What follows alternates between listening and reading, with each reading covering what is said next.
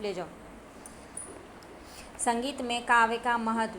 गीतम वाद्यम तथा नृत्यम त्रयम संगीत मुच्यते। इस प्रकार संगीत रत्नाकर में संगीत का वर्णन किया गया है। इसका अर्थ है कि संगीत में गाना बजाना तथा नृत्य तीनों आवश्यक है और तीनों आता है। इन तीनों में गायन को प्रमुख माना गया है। कारण यह है कि गायन की अधिक अधीन वादन और वादन के अधीन नृत्य माना गया है। गायन में स्वर और साहित्य का सुंदर संयोग होता है, इसलिए लोग गायन का अधिक आनंद ले पाते हैं और इसका ही अधिक प्रचार है। बोलचाल की भाषा में गायन को संगीत कहा जाता है।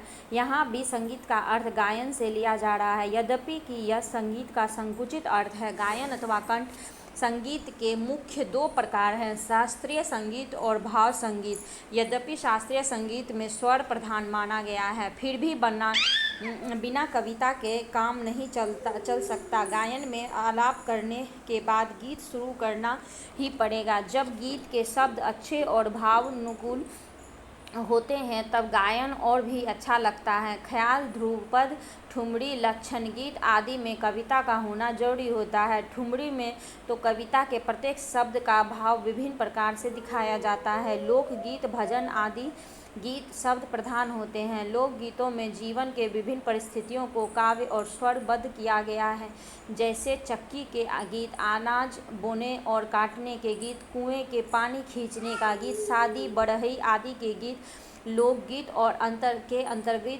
के अंतर्गत आते हैं। इन सभी की लंबी लंबी कविताएं होती है। फिल्मी संगीत में भी कविता का कम महत्व नहीं होता। फिर किसी भी फिल्म गीत को देखिए, उसके शब्द बड़े भावपूर्ण मिलेंगे और साधारण जनता के समझने योग्य तथा सरल होते हैं। फिल्म संगीत में अगर शब्दों का महत्व कम कर दिया जाए तो उसका आकर्षण बहुत कम हो जाएगा।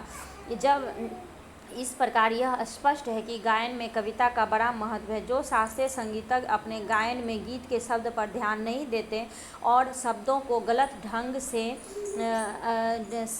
ढंग से तोड़ते मरोड़ते हैं, उसके गीत के शब्द का भाव श्रोताओं के समझ में नहीं आता, जिससे उस पर अच्छा प्रभाव नहीं पड़ता। तराना गायन में जब तक लय की गति द्रुत नहीं होती, साधारण श्रोता को आनंद नहीं मिलता। कितना तराना में निरर्थक शब्द होते हैं, सार्थक शब्द नहीं होते हैं, जैसे तनन देरे ना आदि।